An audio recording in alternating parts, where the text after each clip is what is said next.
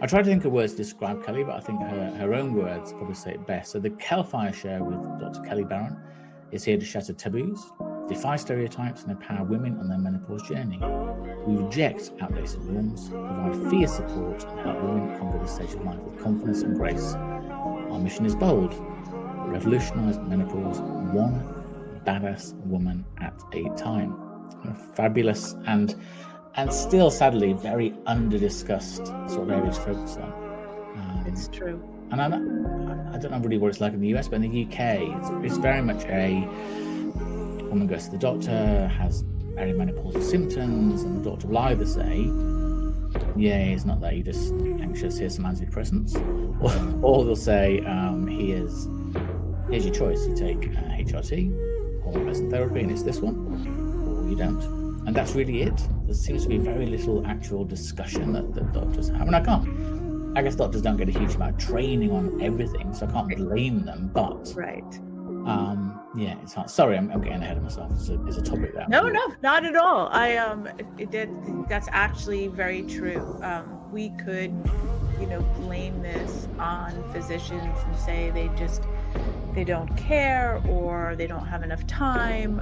But in actuality, there's so little training that they have received because it's never been a major topic of conversation. Yeah. So we'll come on to that in a lot more detail, but I just wanted to take you back just a little bit. So I'm trying to understand, what were you like as a teenager? What were your formative years like? Do you think the person then would recognize the Kelly of today? No, not at all. Okay. Not at all. I've been through quite a lot in life, as everyone does on their journeys and their paths. So no, I grew up in Long Island, New York, in the heyday of hair bands and heavy metal, and but more on that introverted side. Okay. Just to try to do really, really well in school. As the eldest child and the eldest daughter in a family, it was your job to, get the best grades and perform the best for your parents. So I was very much a rule follower, and just tried to stay within that box that's created for you in your childhood, not looking to break out or rebel against anything, up until my late teens, early 20s. And then all hell broke loose. No. So my parents, my father was an Irish police officer, and my mother was a Scottish nurse. So we had a large family. So we sort of went that path. But when I graduated high school and first got into college, still stayed, gonna get that degree, gonna be really, really structured, be that star child in the family.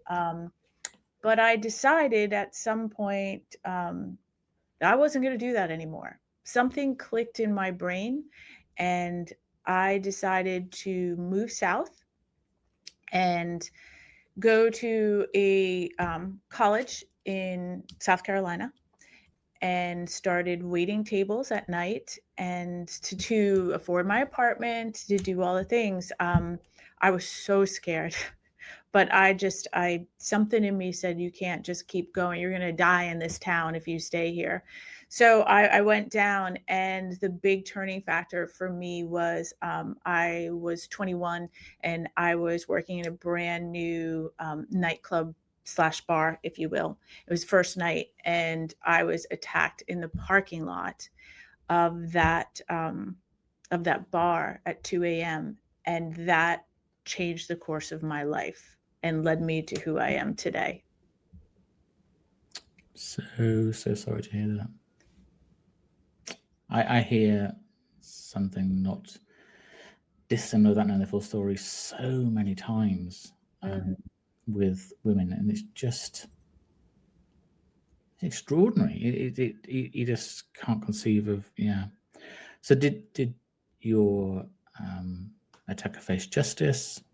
Did you get No, okay. no. Unfortunately, this particular gentleman, and it was a physical assault. Yeah. This particular gentleman happened to be one of the biggest construction companies or developers in the area in Myrtle Beach, South Carolina, Yeah. and built all the strip clubs, the restaurants. So he was a well-known figure. So when Mm. the police showed up, they sort of their first words to there was a manager still inside the club.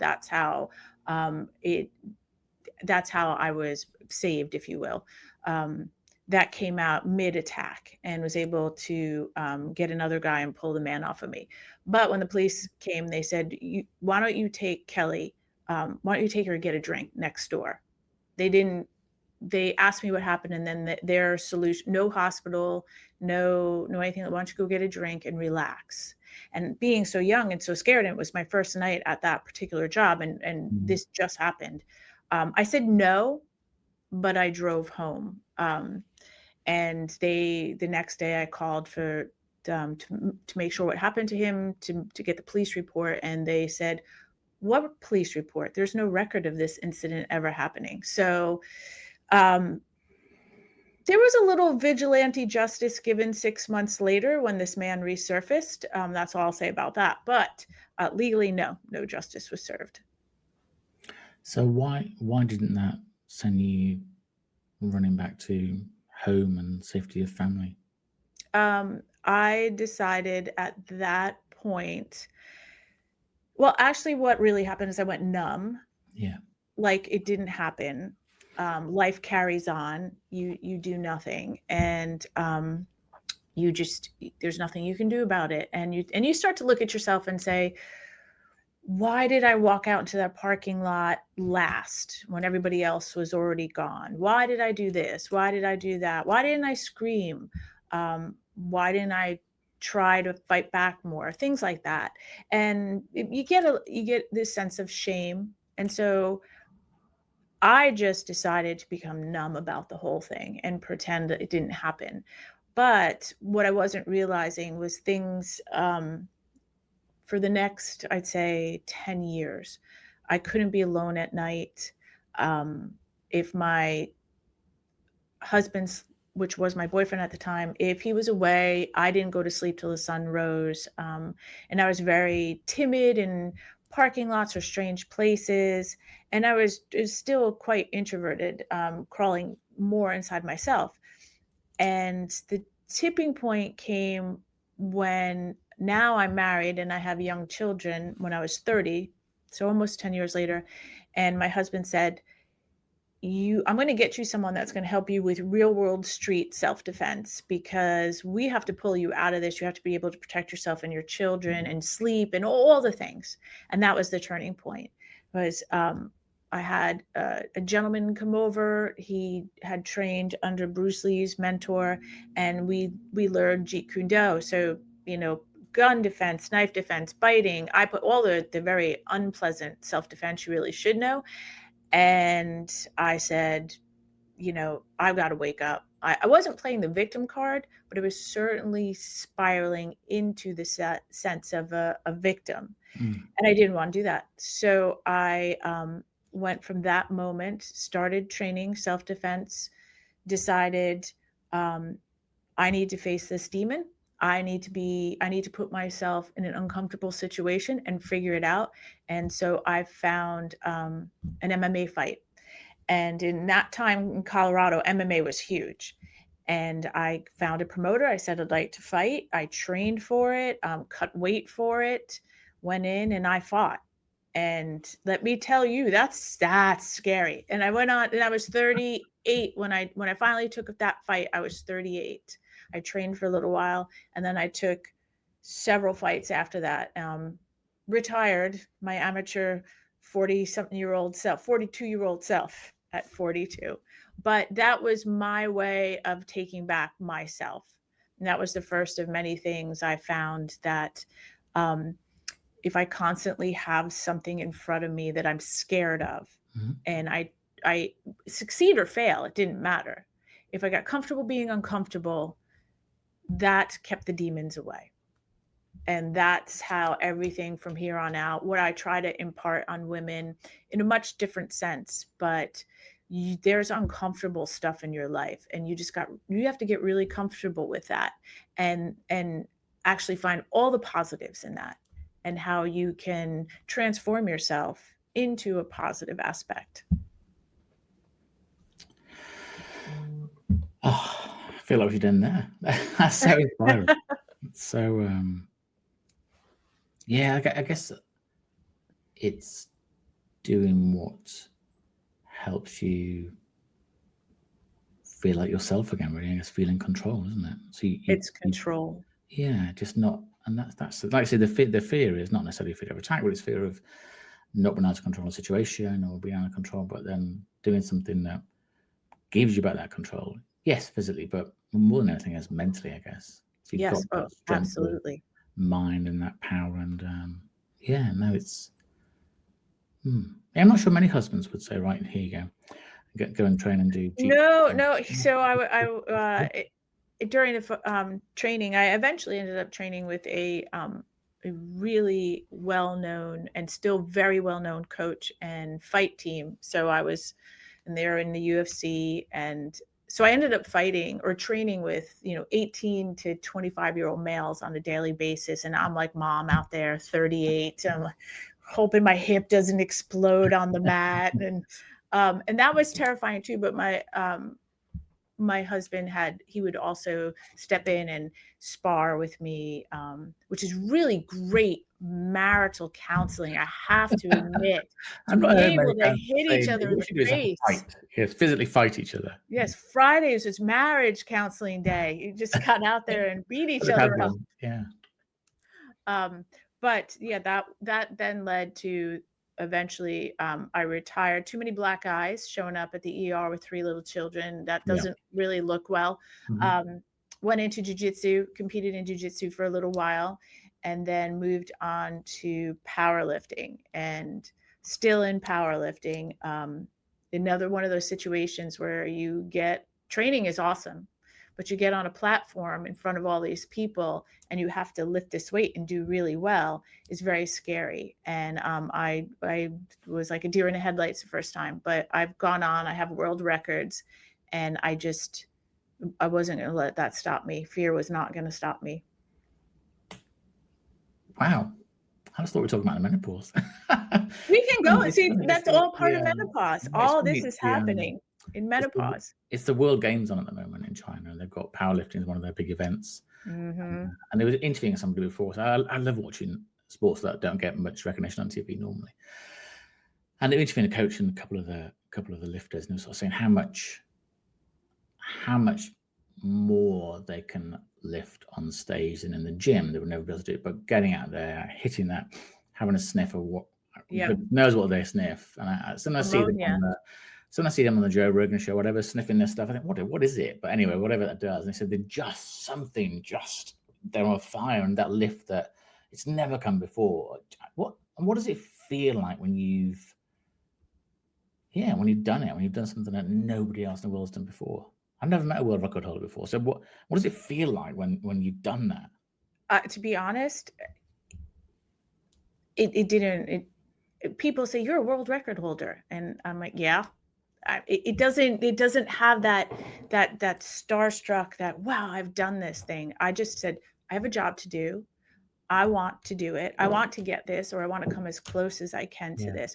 I stand there more in awe of the 60, 70, and I've even seen 80-year-old women also still out there. Mhm. So it's a testament that age does not define us.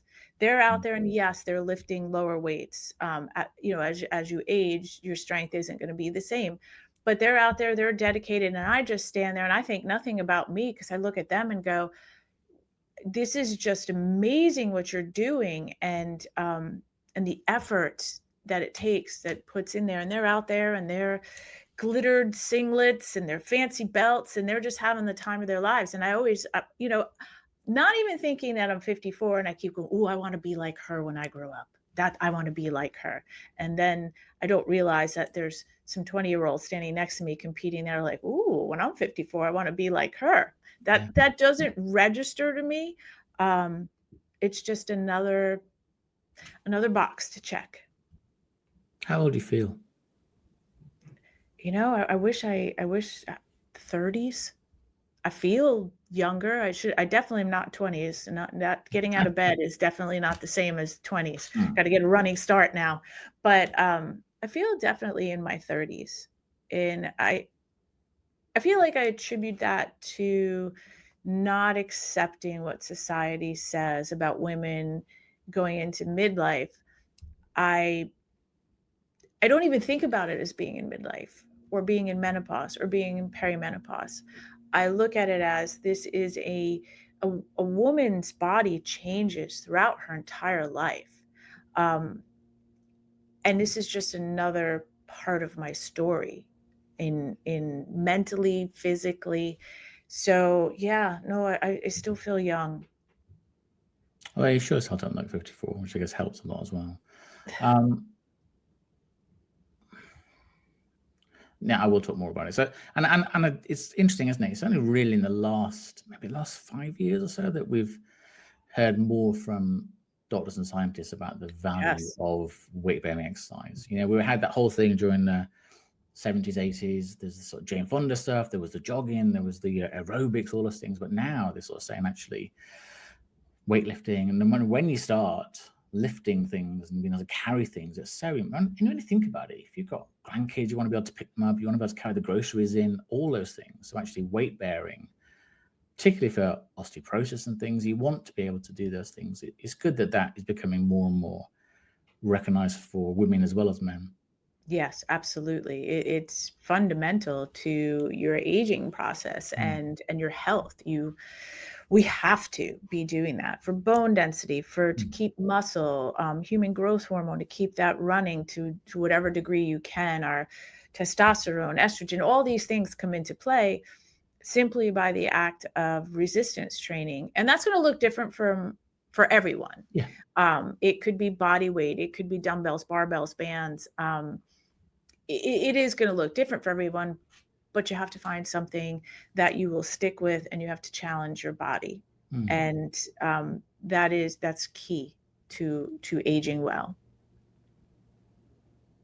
So I want to come out to menopause. So many things that you've done, experienced, and been through, and overcome, and owned, etc. So what was the journey that led you to the work you're doing today to address the menopause, to empower women, and to get across the message that this isn't at the end of anything, this is the beginning of something else? It actually began when I was in childbearing years. When I have 3 grown sons in their 20s, and I'm a chiropractor by trade. And so I was in that mindset of alternative healthcare. And when I had my children, I had home births. And because what we weren't being told, or what we were being told we had to do, and the things we had to put our bodies through, it just didn't sit well with me, which is why I chose a midwife and chose to have my children at home. And I jumped into, after the children were born, I taught at an online midwifery school because I did prenatal fitness. I did sexual health in your childbearing years. And I just wanted to impart some encouragement on women and midwives to give these women a voice and let their needs, wishes, intuition play a big part in the birth of their children.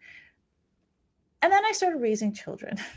And that really takes up a lot of your time when you're working and you're raising children and you're in that mode. And as I started to come out and the kids were in high school, and now you're an empty nester, and I'm starting to see, wait, life's really different. When did this creep up on me? When did, certain symptoms of perimenopause start? And why didn't I see them?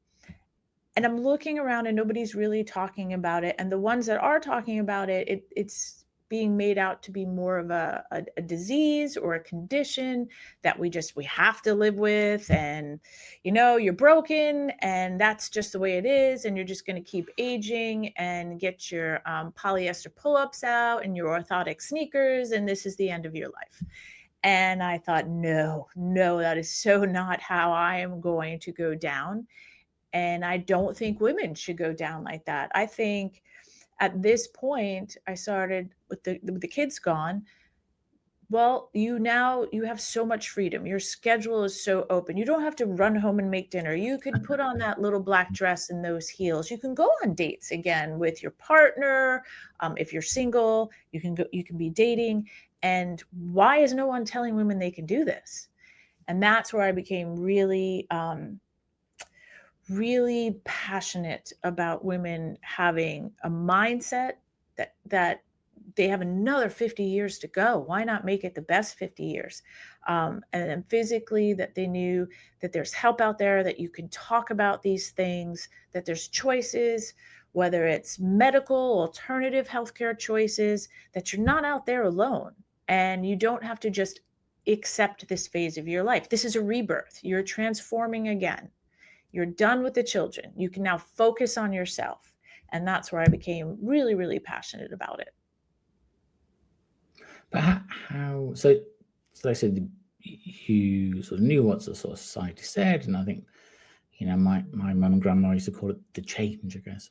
Right, the change. Yeah, and then like I say, it was not, that wasn't necessarily saying it was a change for good. It was just a change, something we accept, and it's aging, etc.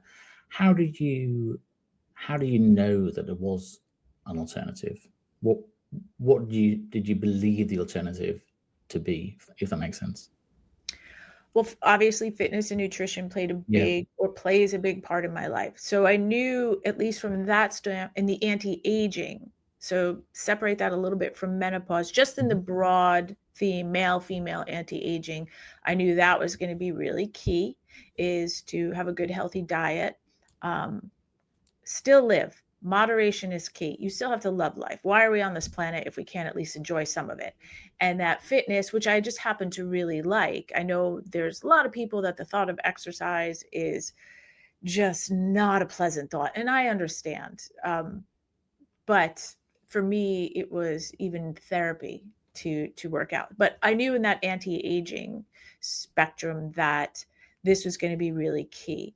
And I was coaching a lot of women and patients. I was getting their fitness and their nutrition on point. And a lot of my clients were starting to also fall into this age group. And the first big thing that stood out was, I got this muffin top. What's with this belly? I don't know where it came from. I'm doing all the right things and I don't understand. And that's when I started to really look at the actual symptoms of menopause. So I thought, what is this? Well, why can't they lose this? And I started to look at hormones and the changes that started to happen. And once you start that, then someone will tell you, have you ever had a hot flash? And I remember going, what's a hot flash? And they described it. And I was like, wow, I never want one of those, but okay, I should look at that. And then night sweats, they talked about the big ones. And that's how I started to get interested, is working with my clients and those symptoms and giving them alternative choices. Like if HRT or BHRT is the right path for you, then it is the right path for you. Do your research, talk with your physicians, and go that route. If you're unsure, you can start with alternative methods, which is going to be lowering your cortisol to get your stress down, working out, eating right, looking at herbs that support the symptoms of menopause, modalities like acupuncture, even massage, all the self-care that you can. And in the sexual health range, there's definitely hormonal components to it, and there's also mindset components to it, which leads into accepting that you're old and you're wrinkly versus I'm a sexual goddess at 54 and I should live like that. So I spent a lot of time in those main symptoms until I started seeing things in myself. which led me down a path of, wow, there's so much that goes on in a woman's transformation. Because I was powerlifting, all of a sudden I came off of a meet, took some time off, went back to training, and everything hurt. Like low back, joints were killing me. Couldn't lift the same amount of weight, didn't know what it was. Took a long time beating myself up mentally. So I started doing a little research and found out that joint pain, specifically hip and low back pain, is a major symptom of menopause, just not talked about Mm. often. So I thought, ooh, this might be what's going on. And then hair, hair loss. It's one of the ones women don't like to talk about because it's a vanity. It's your Yeah. physical appearance. And my hair was coming out a lot and changing textures. And that really hits you mentally. And so I saw that, and sleep, obviously, starting to have lack of sleep. So what started out as 34 published symptoms of menopause is now well over 100. And I know firsthand what it started to feel like when you're falling apart or broken, some people feel like, or useless. Some women feel useless because their biological clock has ticked down. Their need to bear children is gone, and women will look in the mirror and say, what is my purpose anymore? Why am I here anymore? To raise the kids are out of the house, Mhm. to raise the grandkids, those are my kids. So that is where I find myself firmly right now. So, and I'm not trying to put words in your mouth, but is there a more natural, perhaps gentler path to approach than to go straight onto HRT patches, tablets, and things? Because I think when you were saying before, some people HRT works, some people doesn't. And I think the challenge is a lot of women. Yeah, there'll be one article that says it's great for you, one article says it's terrible for you. The doctor will say, here you go, try it, and they go on it, and they don't necessarily know whether would I be better off without it? Should I be taking? I have no idea. Should I be taking magnesium and zinc and vitamins and drinking this and drinking that? Would I feel better? So, how would one approach it in a more gentle food, exercise, supplement kind of way? Is that a fair question? Yeah. Oh, absolutely. There's so many different ways that you can approach this, but I think the simplest plan, we're trying to complicate this, is what's starting to Mhm. happen. We're trying to, now that we're talking about it and we're identifying things, now we're overcomplicating it. We're finding all the new medications, all the different hormone therapies or variations of those. And it's like anything else in health. We're just overcomplicating it. So a woman can sit back, first of all, start journaling your symptoms, start seeing your pathways, your new rhythms. These rhythms may be with you for a good 10 years.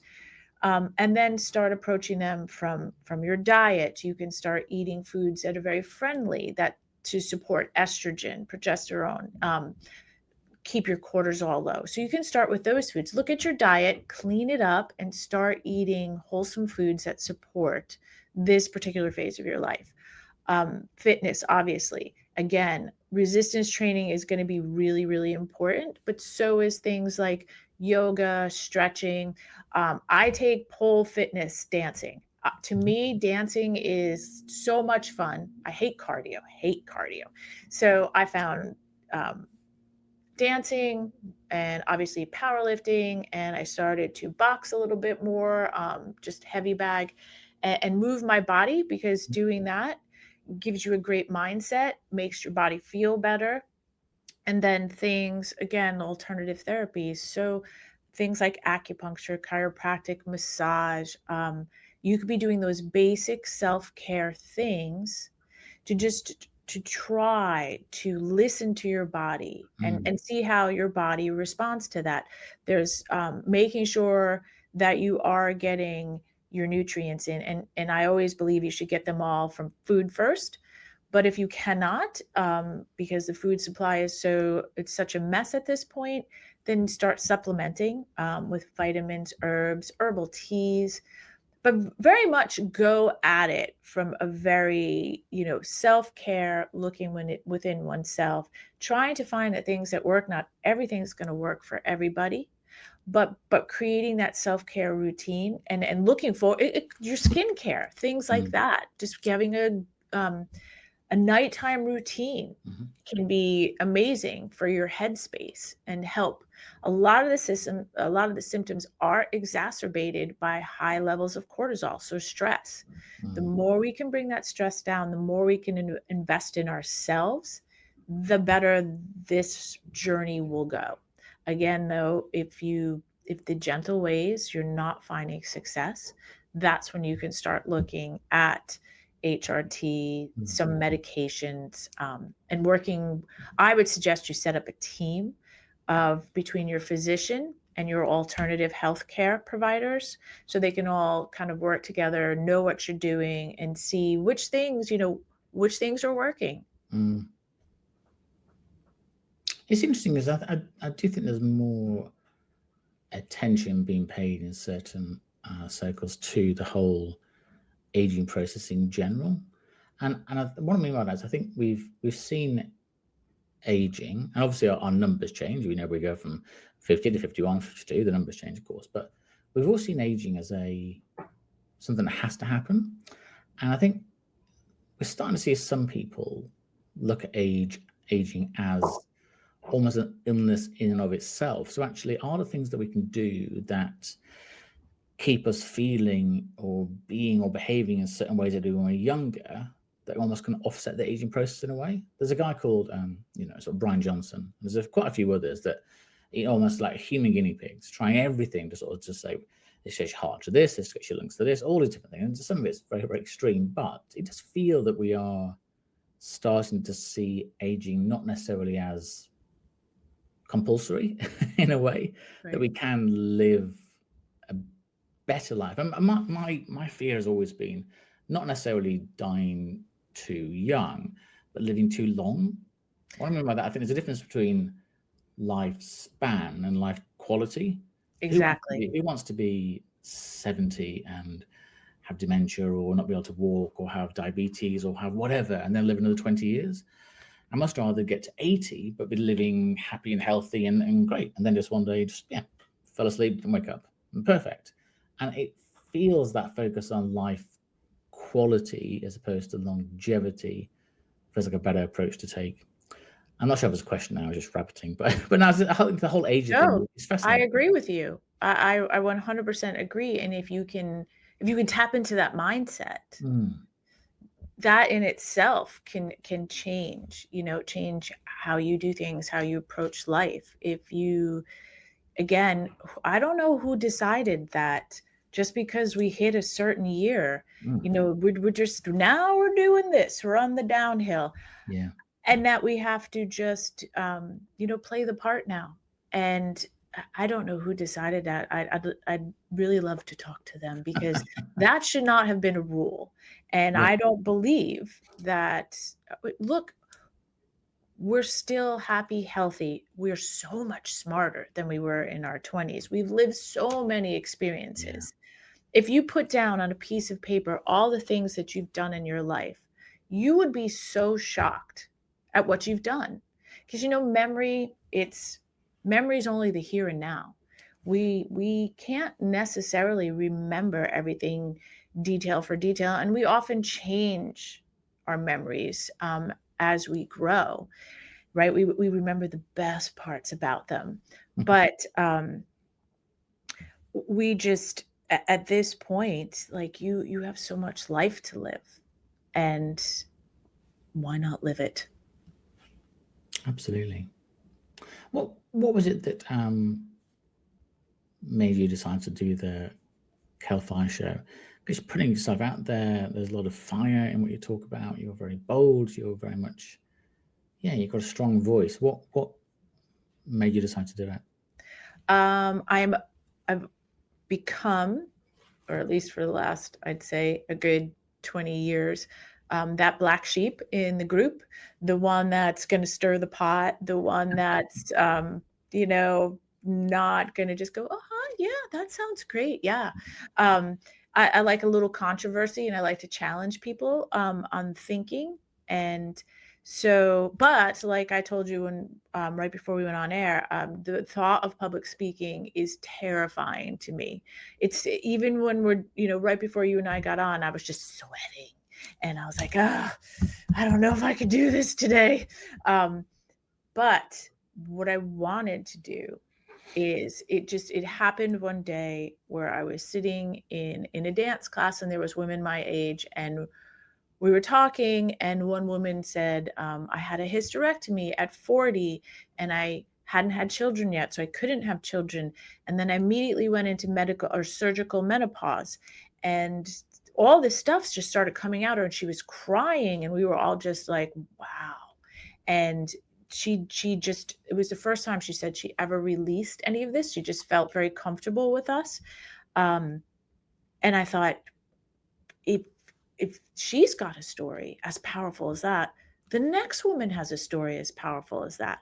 And what I learned from her story, I thought, we need to have women talking more and telling their stories. We love. Tell me a woman who doesn't love to tell her pregnancy and birth story. Oh, well, gosh, we could go on for hours on how we birthed our children, but we will not talk about menopause. And we will not talk about things like hysterectomies and symptoms. So I thought we need to start talking. And I wanted to give a voice to these women. And I've had so many different stories, and that everyone relates to. That I know I always get people that say, oh my gosh, that was like me. I didn't know there was someone like that. Or, yeah, I'm going through this, and it was good to hear someone else's. And that was the original birth of the podcast. And then I decided I'd also like to weave in people that were experts in certain areas of this that we could learn from, or had I brought a husband on once who told the story of him going through his wife's menopause, which I thought was thoroughly enlightening.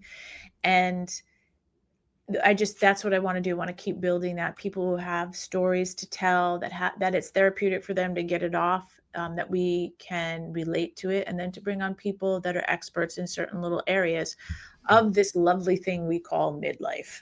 Mm-hmm.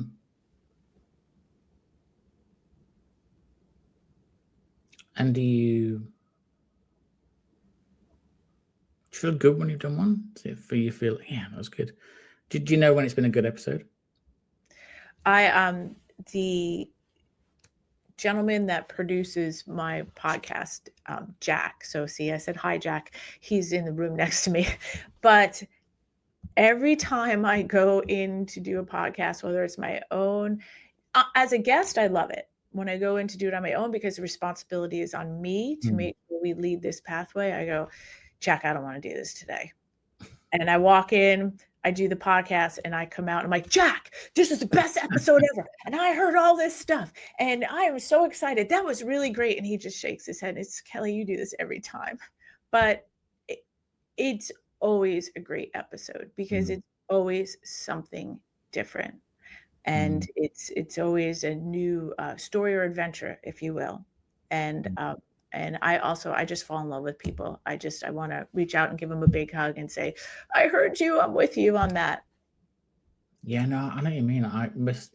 Most people I meet, just be desperate to go meet them for a coffee now, or have a bottle of wine for the night. You just think, you just feel like, I mean, it's actually quite rare you get to sit and talk to somebody and ask questions for an hour or so. You just don't. Even with our good friends, we don't say, right. We just say, how was your day? And he carries on, and you end up having a conversation about goodness knows what. But it's quite rare you actually ask proper, hopefully meaningful questions that are designed to elicit an interesting response. So I do think podcasts or this sort of thing is a really, very selfishly, I just love the conversation and actually being able to ask questions that I want to know the answers to.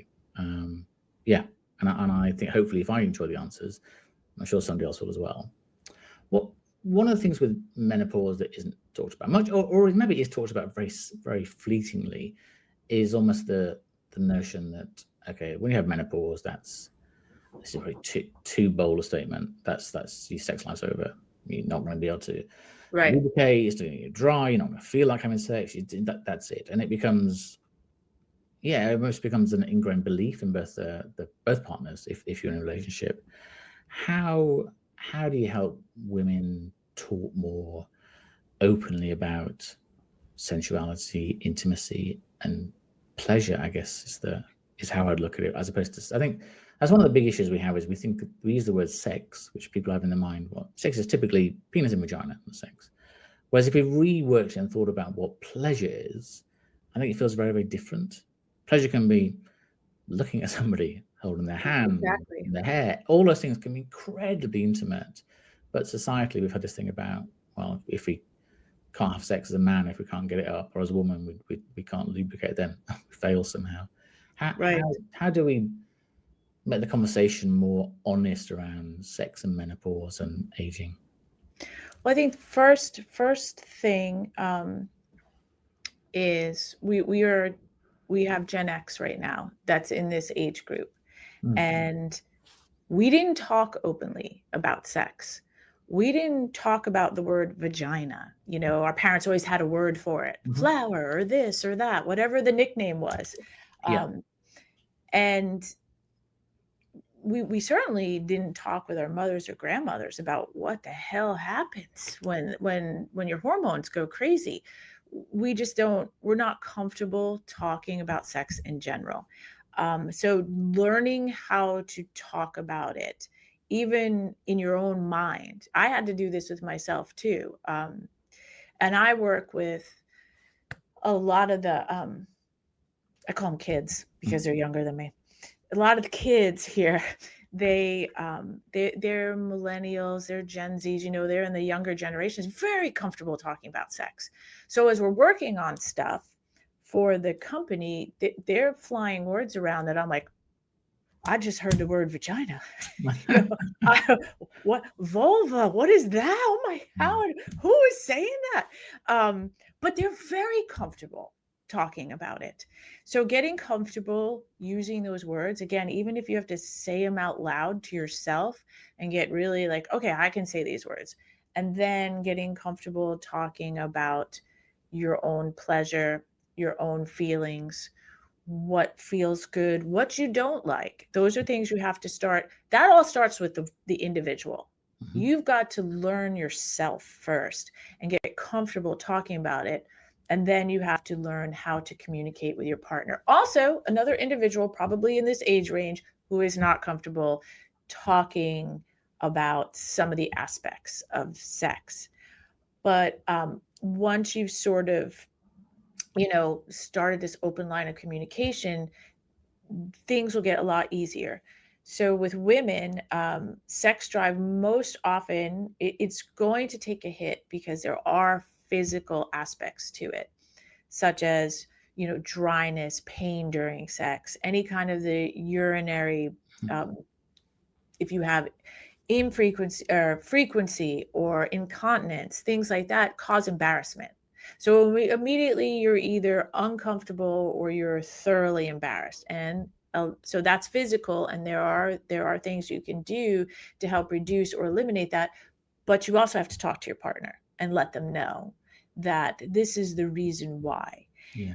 And that your mindset is you don't want to have sex because you're either embarrassed or it hurts, or you're dry and you don't know, like the thought of using lube. Even to say the word lube, I didn't say till, you know, not too long ago, but saying there are things that we need to use to help enhance our sex life, and to understand that it's not going to be like it was in our 20s, but we're not the same people that we were in our 20s either. And if we're in a long-term relationship, that also has an effect on, we're very responsive now, instead of, you know, I want to rip your clothes off and make out for 10 hours. That's kind of, there's a comfortability in being with someone for a long time, but you also fall into that sort of the patterns, the comfortability of it. I always tell my clients, we have to address the physical symptoms in some fashion.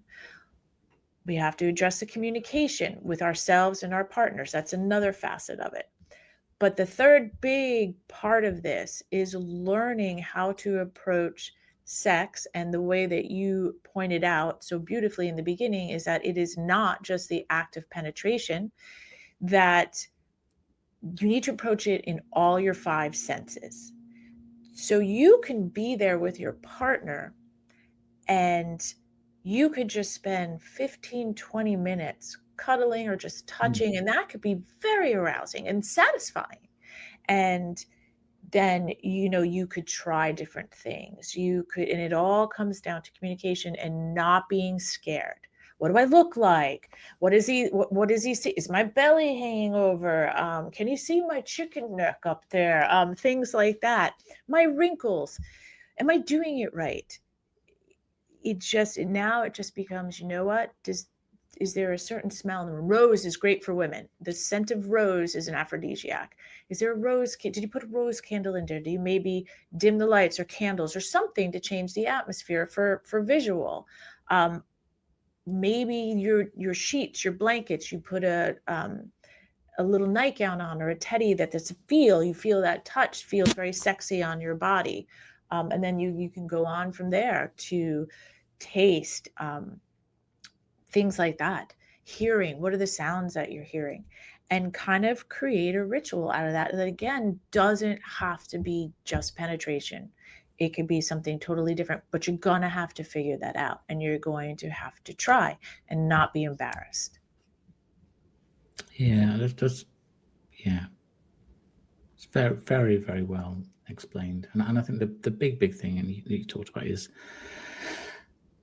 communication, really. And it's kind of weird in a way that maybe we've been with a partner for 5, 20, 30 years, and we somehow find it really, really hard to communicate with that person. I think part of it is maybe a fear of what they're going to say or how they might respond. Exactly. So I think almost having the pre-conversation, that this weekend when it's a bit quieter, I'd love to go out for drinks or dinner and just have a conversation about these things, to see how we feel, just to listen and talk to one another, as opposed to what I'm sure often happens is that you get it so inside yourself, and and you suddenly blurt it out, and the person's like, "Oh, okay, right, whoa, okay, right, right, now where do we go? Separate bedrooms?"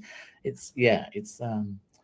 it's having that thing that you said, really, not to think of foreplay as being something that comes before the main event. 15 minutes, half an hour of foreplay can be far more satisfying than whatever else that might foreplay can be the main event. Yeah, 100%.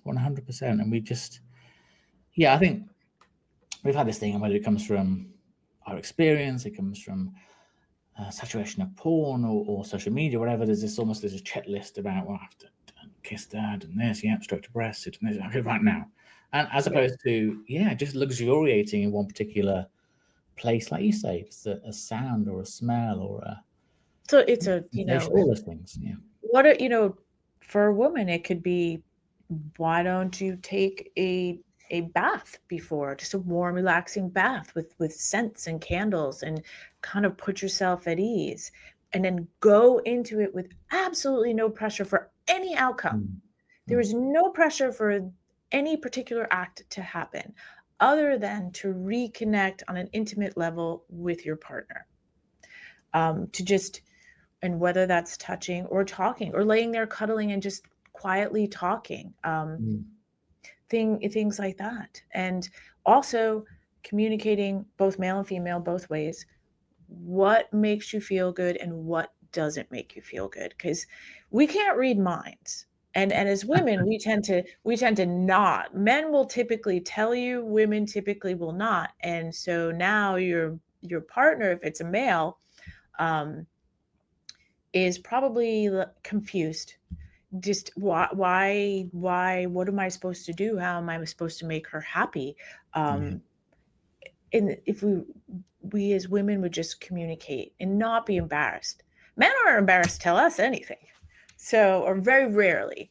And so we shouldn't feel, embarrassed. We're actually, if we look at it as, we're actually hurting our partner by not communicating versus communicating, and now they feel at ease, which makes the whole thing feel at ease. Yeah, I think some of it comes down to that. There's a notion that a number of people are people pleasers, and they tend to be more female than male, and therefore might do things that they don't necessarily enjoy. But then you sort of think if the partner knew they're doing something they didn't enjoy, they'd be upset or horrified. They want, both partners generally want to do something that the other partner enjoys. Yes, you might enjoy one thing more than the other. You might not enjoy both things exactly the same level, but generally, it should be something that you enjoy, really. So, what does intimacy mean to you? Again, I think it comes on that level of, for me, it's connection, in whatever form that is, but just having that connection. It's that time the real world sort of falls away, and you have this time. I mean, we're primal, we're animalistic, and just being able to touch someone for an extended period of time, to feel that body heat, to just breathe with each other. It's so much different than your normal running around every day, you know, going 90 miles an hour, with very little connection to another human in that way. So that's what intimacy means to me, is having that connection and that time that you don't have. You're not going to go, you know, hey, Bob, over there in, you know, cubicle C, I need, you know, 10 minutes of cuddle time. That's not happening. This is that one person that you feel very safe, very comfortable with. And again, whatever happens in those moments of intimacy is a million different things that you could do.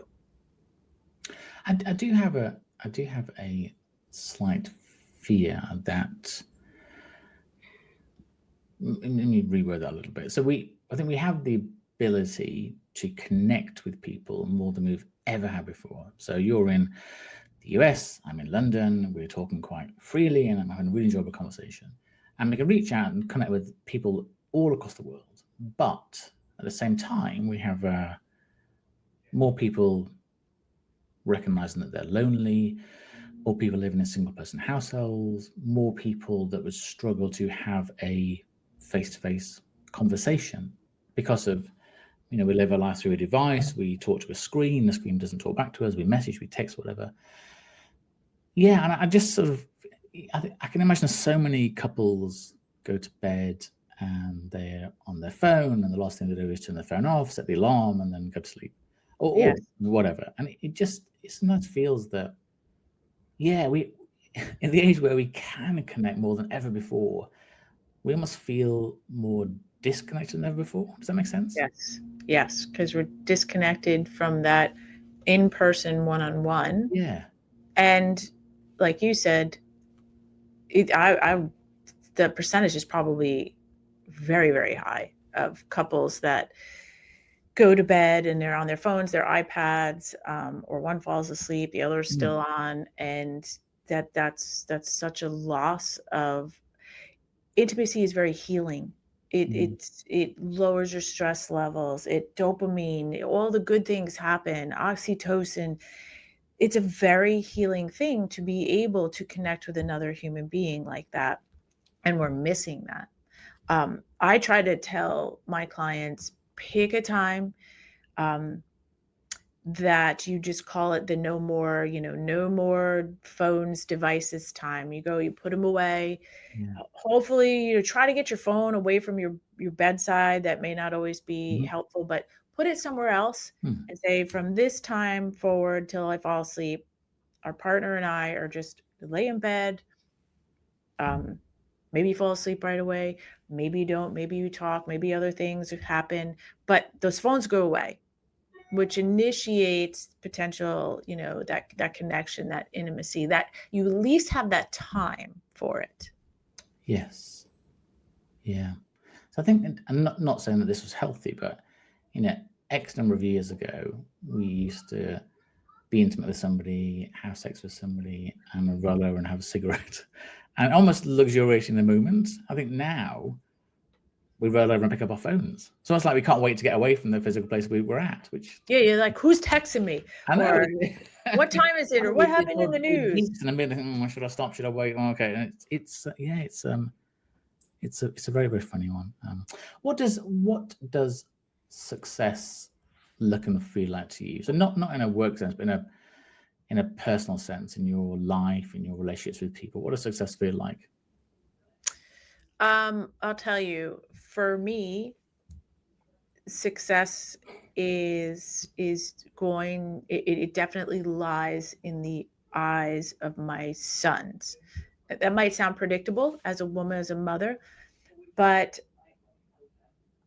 it's not necessarily how much money do I make or how high do I get in my career or things of that nature. It's did my sons, are they going to remember me as, a woman that they always looked up to, or a woman that they always found like proud of, like of my accomplishment, or the human being that I was, or the love that I showed them?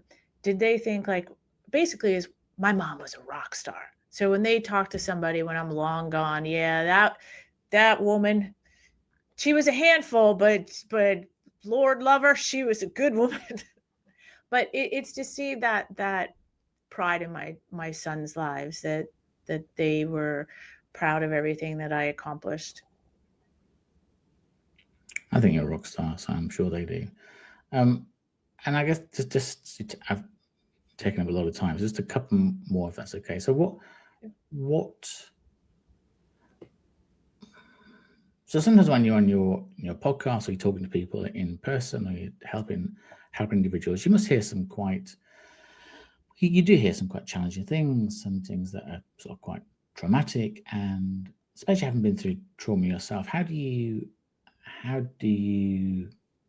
protect and nourish your own mental and not physical, because I guess you're an incredibly physical person, but your mental well-being? How do you avoid the traumas sticking to you, if that makes sense? This is going to sound counterintuitive, but typically I've been known to burst out in tears, either listening to their story. Well, typically that happens if I do a podcast in person. I just end up in tears.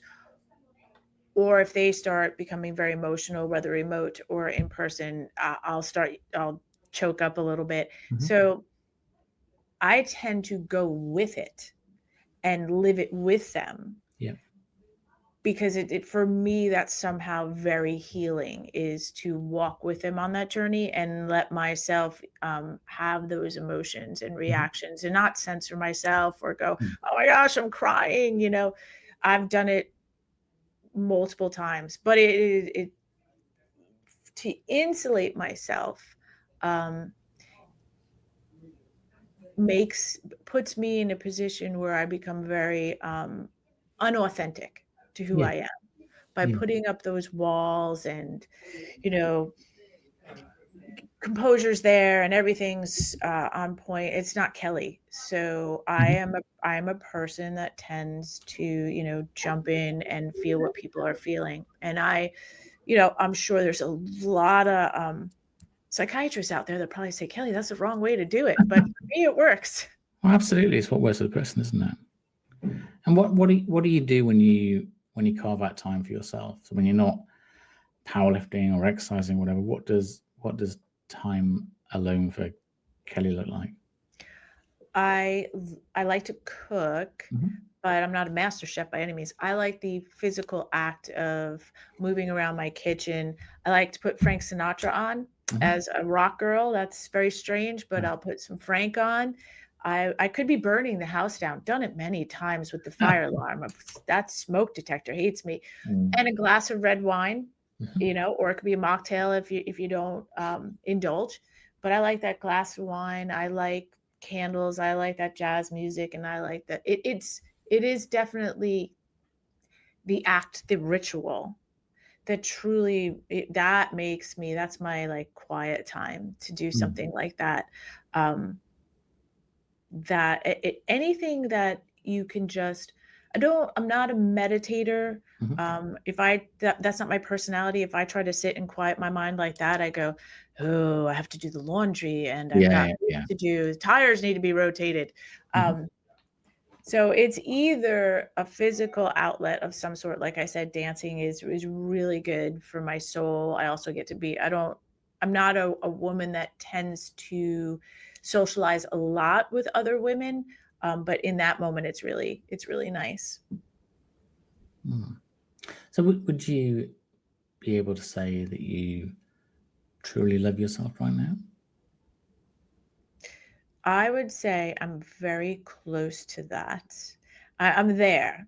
I have to, I think the most important love relationship of your life, the most important, your first love, which is never your first love, has to be yourself. That's the most important relationship you can ever be in order to be a happy individual. I struggled with that concept for a long time. I thought, well, A, that's selfish. B, that's craziness. All these things, and often you tend to go, I'm not worthy of my own love. Yeah. I'm not my greatest love. But it's taken a long time, but I am very closely there. I'm starting to acknowledge the accomplishments I've made in life and think, that is cool. Stop downplaying it. Stop going, oh yeah, I just did this. Start accepting that you've done things, and it's okay to be proud of yourself, and it's okay to fall in love with yourself. I'd literally have a crown, a shirt on that said a world record holder. I'll just wear it everywhere, I think. But my last question, and I don't know whether you are a planner or you plot for the future. What do you think what do the next few years look like for you? Well, I started to do a new thing. I never traveled out of the country, and I didn't travel much at all, and certainly not alone. But within this last year, I traveled to Spain because my son was doing his spring semester there, all by myself. It was the scariest thing, not the scariest thing I've ever done, but it was very nerve-wracking. And then I fell in love with the idea of doing that. And I had so much fun, and I had such an appreciation for getting out of your own country and learning new things. And then because of that, I've traveled. All three of my sons live in different areas of the country right now. So I've been visiting on my own and doing things with them. And so more travel in the next 5 years. I heard this from someone, to always have 3 adventures booked, planned in advance that you can look forward to. So that is my goal, to always have 1 or 2 or 3 trips, even if they're weekends, to look forward to. The other thing is my business and working with women, specifically in that GSM, the genital urinary syndrome of menopause, and sexual health, and to try to continue to empower women to not be embarrassed about any of this. And I don't know how big of a rebellion or revolution I can start, but 2 people is good. I call that a revolution or a rebellion. I'll get 2. Do you think you'd ever write your story? I've thought about that. I just have to get out of my own head and just do it. People said, you should write your story. It's very interesting. And I've thought about it, and I thought, you judge yourself and you self-doubt yourself. I'm like, oh, I can never write that, or it's never going to be interesting, or who's going to care about that? And I should probably just say, I'm going to write a book so it looks cool on my coffee table, and it's for me. And if nobody buys it, it still looks cool. Yeah, I'd buy it. I think that, the other thing is that it's got to be, I guess, volume 1, because there's a lot more life to lead and to live and to experience. And that's the thing. Gosh, do I wait till I've done everything, or do I? You see, sort of micro celebrities writing their life story at 21. You think, really? what have you done? I mean, how have you lived? Yes, you might have had 3 hit records, but that's not a life. But I think it does inspire people and just shows people that, things are possible. I think the word impossible or you can't are such hurtful words. We say it to our children, like, you shouldn't think that, you shouldn't dream that. But I think if you can dream something, I think generally you dream it hard enough, there's no reason why you can't achieve it. Thank you so much for your time. You've been thank you. Yeah, really, really interesting. I didn't expect 3/4 of what you said in a good way, in a very good way. So no, thank you very, very much. Thank you too. It's been so much fun, and I enjoyed so much talking to you.